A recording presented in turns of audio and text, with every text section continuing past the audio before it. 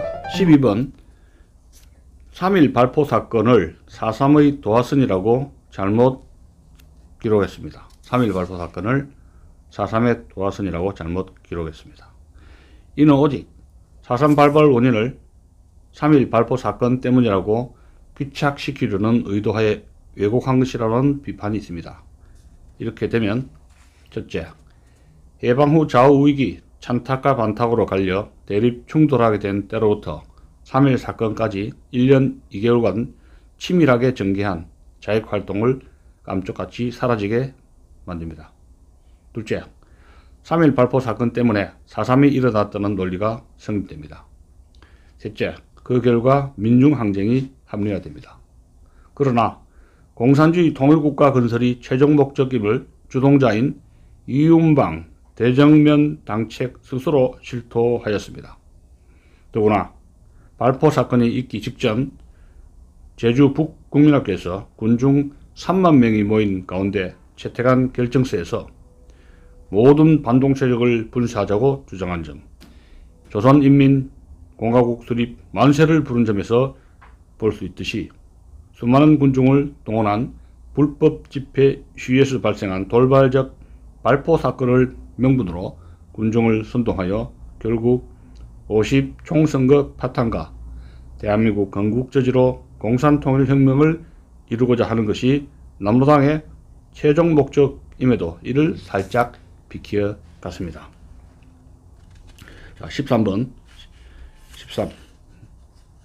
13번째 교육시설 파괴 사실이 왜곡되어 있습니다. 정부 보고서에 의한 학교시설 파괴 현황은 토벌대가 17개 학교를 파괴했고 인민유격대는 12개 학교라고 마치 토벌대가 많이 파괴한 것으로 되어 있으나 제주도 교육청 조사에 의하면 거꾸로 인민유격대가 27개 학교를 파괴하였고 토벌대는 16개 학교입니다. 이처럼 인민유격대의 불리한 자료는 눈을 감고 토벌대에 대해서는 사실 이상의 잘못을 지적하였던 것입니다. 14번째 정부 보고서의 잘못된 점은 4.3의 시기와 종기가 잘못 규정되어 있다는 것입니다. 시기와 종기, 4.3 사건이 시작된 때와 끝날 때가 잘못 규정되어 있다는 겁니다. 자, 4.3 사건의 이 시작된 때는 48년 4월 3일인데 의도적으로 47년 3월 1일로 정했고 거의 1년 앞당겨서 또 4.3 사건의 끝날 때 종기도 한라산 개방일인 1954년 9월 20일이 아니라 1957년 4월 2일 마지막 공비 5원권을 생포하여 명실공히 4.3이 종료된 날로 고쳐 기록해야 할 것입니다. 자, 15번째 잘못된 점입니다. 잘못 기록된 점. 대한경찰전사 비판에 오류를 보이고 있습니다. 대한경찰전사 비판 오류입니다. 정부 보고서 169쪽에는 대한경찰전사의 4월 3일 당일의 사건을 설명하면서 폭동 주모자들이 제주경찰 감찰청 및 제주경찰서를 기습 점령함으로써 일시에 제주전 경찰에 대하여 결정적인 타격을 가함과 아울러 전 제주를 공산계열의 손아귀에 넣으려고 가공할 폭동 기도를 한 다음 이라고 기술되어 있습니다. 정부 보고서는 이 부분을 잘못 이해하여 비판하였습니다. 아마도 제주경찰 감찰청과 제주경찰서는 습격을 당한 일이 없는데 경찰전사에는 습격당한 것으로 기록했다고 해석하는 모양인데 이는 위 인용문의 전반부 함으로써까지만을 떼어내서 해석한 오류입니다. 인용문의 후반부 가공할 폭동 기도를 한 다음까지를 한 문장으로 보면 하나도 틀린 기록이 아닙니다. 참고로 정부 보고서만 잘못된 게 아닙니다. 제주 4.3위원회에서 발행한 제주 4.3 사건 자료집도 남로당의 불리한 내용이 수락된 것이 발견됩니다. 예를 들면 이기영의 수기 제주도 현지 실정 보고가 서울신문 1949년 3월 30일, 31일, 4월 1일자에 총 3회에 걸쳐 연주되었습니다. 그런데 제주 4.3 사건 자료집에는 가장 중요한 1회, 2회가 누락되어 있고 마지막 회인 3회만 소개되어 있습니다. 누락된 수기에는 이재민만 10만여 명, 무자비한 폭동 발단의 좌익의 모략이 도화선으로 이란 문장이 시작되고 있는데 그 내용도 남로당을 비판한 것이 있습니다.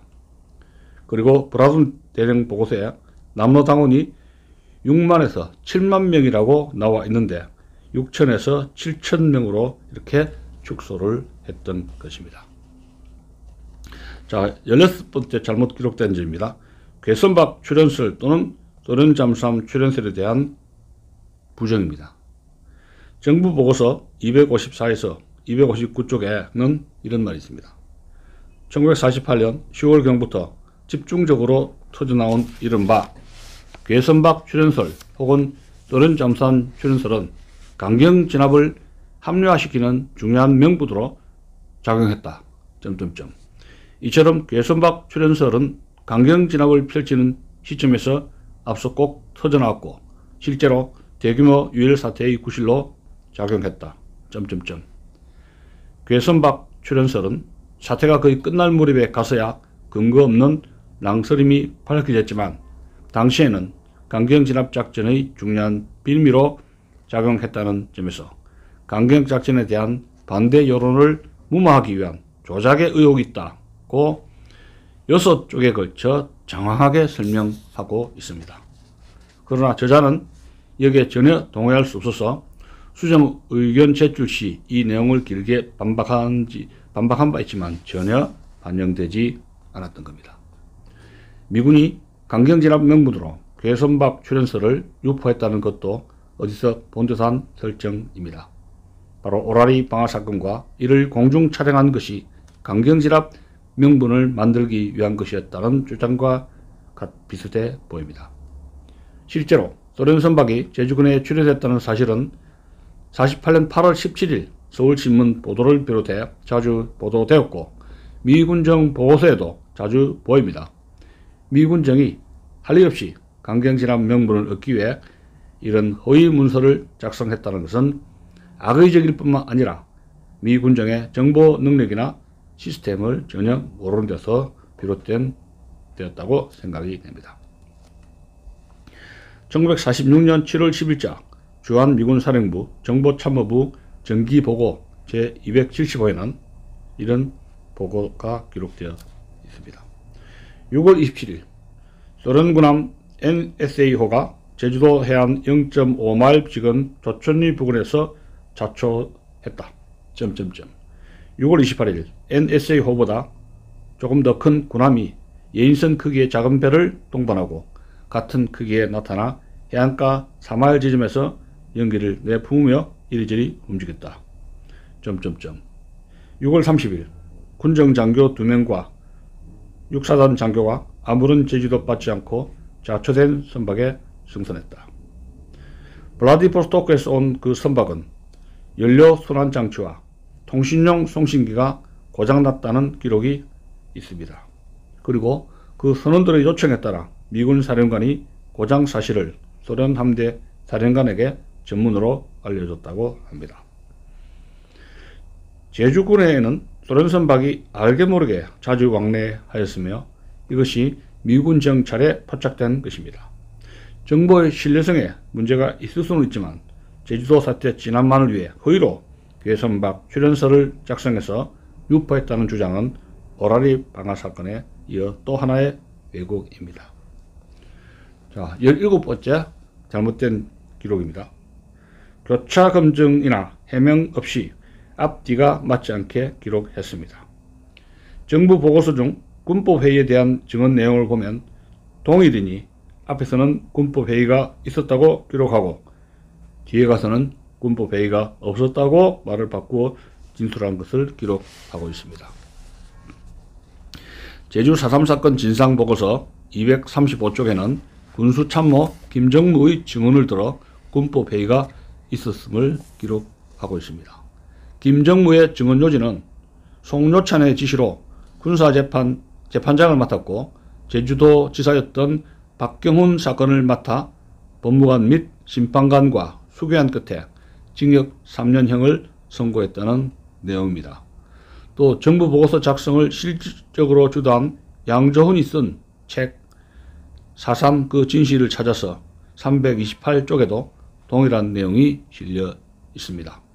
그러나 제주 4.3 사건 진상보고서 462쪽에서 463쪽에는 군법회의 재판의 법적 검토를 하는 가운데 1949년 군법회의 당시 제9연대 부연대장인 서종철과 제9연대 군두참모 김정은은 모두 민간인에 대한 군법회의 사실을 알지 못했다고 기록하고 있으며 또 1949년 당시 2연대 1대대장이었던 전부일은 서북 청년회원 3명을 군사재판 처리한 적은 있지만 민간인 1659명에 대한 군법회의는 모른다고 증언하였다고 기록하였습니다. 이처럼 동일인이 앞에 증언은 군법회의가 있었다고 하고 뒤에 증언은 군법회의가 없었다고 기록했습니다. 심지어 정부보고서 466쪽에는 군법회의 자체를 실행하지 않았거나 형식적 재판으로 일관했다고 강조하고 있는 것을 볼 수 있습니다. 제주에서의 2차례 군법회의에 대해서 한국 정부 및 국회에서 전혀 언급된 바 없고 당시 국내신문에 관한 기사가 전혀 없다는 사실이다. 국회 속기록이나 국무회의록, 대통령 재감문서 등을 보면 4.3 사건에 관한 여러 논의가 있었으나 군법회의 관련 내용은 찾아볼 수 없다. 이런 겁니다. 이게 정부 보고서 466쪽에 있는 글입니다. 그러나 수용인 명부와 형집행주의서의 존재는 적법한 차법 절차를 거쳐 형집행하였다는 증거입니다.